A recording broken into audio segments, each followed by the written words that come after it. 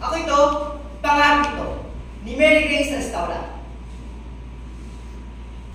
Ikaw, anong pinagmamalaki mo?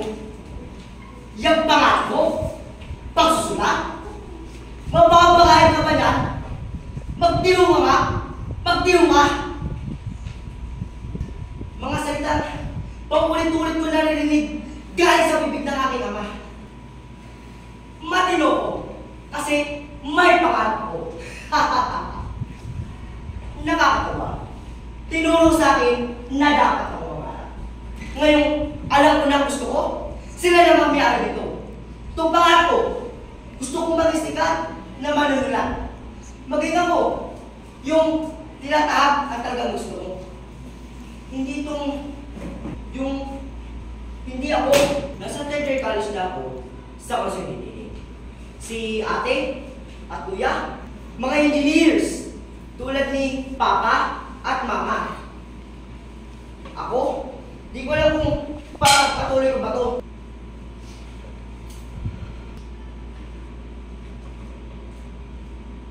Isang malakas na kato ang nagpintong sa iyo susunod. Ano ito? Mga katabo?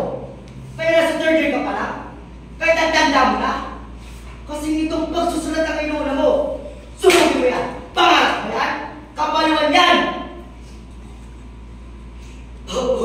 Ulit na lang. Nabibingi na ako. Sa pagtahi ko sa aking mga tenga, hindi mawala-wala ang pagsaksak ng matatalino na salita sa aking puso. Wala akong girlfriend pero broken hearted ako. Tigil! Tigil na! Tigil! Mahawa ka! Ang itin ng paligid. Gusto kong tumakbo. Sumigaw! Ah! Tawa na! Gusto kong maging ako! Pangarap ba yan? Kabaliwan yan! Pangarap ba yan? Kabaliwan yan! Pangarap ba yan? Kabaliwan yan! Pangarap ba yan? Kabaliwan yan! Nabibingi ako. Ayaw ko na. Ayaw ko na tumakbo. Wala nga mo lumas. Kahit mapagmulit ko. Susubo na ako. Ang init.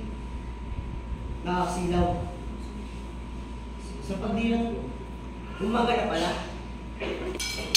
Isang panaginip. Tungkol sa panaginip lang pala, buo na desisyon ko na ipagpatuloy ang pangarap ko. Pwede kong pagsabayin ang dalawang bagay. Na ipagpatuloy ang ayaw at ipagpatuloy ang gusto. Maging engineer at writer. Alam kong matatanggap din nila ako. Ako ito, pangarap ito, ni Mary Grace Restaurant. Sa ikatlong gantimpala, kalahok bilang 6.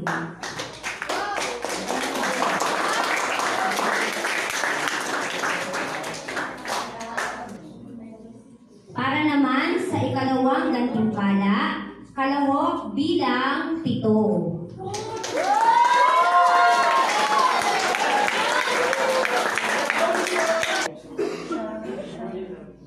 At para naman sa ikaunang gantimpala, kalahok bilang 4. Wow!